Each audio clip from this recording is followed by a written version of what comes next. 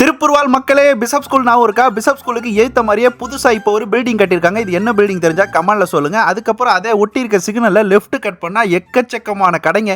எவ்வளவு கடை இருக்குன்னு மட்டும் பாருங்க. நம்ம திருப்பூர் ஸ்மார்ட் சிட்டி ஆனதும் போது எல்லா கடையுமே ரொம்ப குட்டியா ஸ்மார்ட்டா மாறிடுச்சு. இவ்வளவு கடையெல்லாம் இதுக்கு முன்னாடி கிடையாது மக்களே. ஏதாவது ஒரு கடையில சாப்பிடலாம்னு சொல்லிட்டு கிட்ட போய் ஒரு ப்ரௌனி ஷாப்ல நிப்பாட்டினோடனே என் பங்காளி கீழே இறங்கி வித்தியாசமா சிரிக்க ஆரம்பிச்சிட்டான்.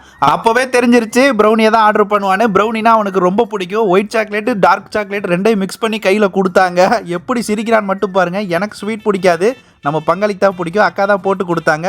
ஓரமாக உட்காந்து சாப்பிட்ற வேலையை வேகமாக ஆரம்பிச்சிட்டான். கூட்டிட்டு வந்த எனக்கு கொஞ்சம் கூட கொடுக்காம அவன் சாப்பிட ஆரம்பிச்சிட்டான் மக்களே. ஃபர்ஸ்ட் எடுத்தோன்னே எப்படி இருக்கு பாருங்க, செம்மையா இருக்கு பாக்குறதுக்கு. சும்மா பேச்சுக்கு சொல்லிங்க, உண்மையாவே பார்க்க அழகா இருந்துச்சு. பார்க்கும் போதே நல்ல டெம்ட் ஆக ஆரம்பிச்சிருச்சு, சாப்பிடணும்னு தோண ஆரம்பிச்சிருச்சு. இவன் வேற ரசிச்சு ருச்சிச்சு சாப்பிட்டுக்கிட்டு இருந்தாங்க. எனக்கு எச்சு ஊற ஆரம்பிச்சிருச்சு.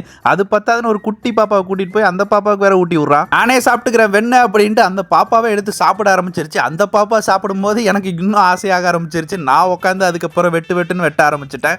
வாய்ப்பே இல்லை மக்களே, உண்மையாக தாறுமாறான டேஸ்ட்டு. அதுவும் சூடான அந்த சாக்லேட்டு தாறுமாறாக இருக்குது. நாங்கள் ரோடுன்னு கூட பார்க்காம நடு ரோட்லேயே உட்காந்து சாப்பிட ஆரம்பிச்சிட்டோம். சான்ஸே இல்லை. கண்டிப்பாக ஒரு முறை ட்ரை பண்ணி பார்க்கலாம்.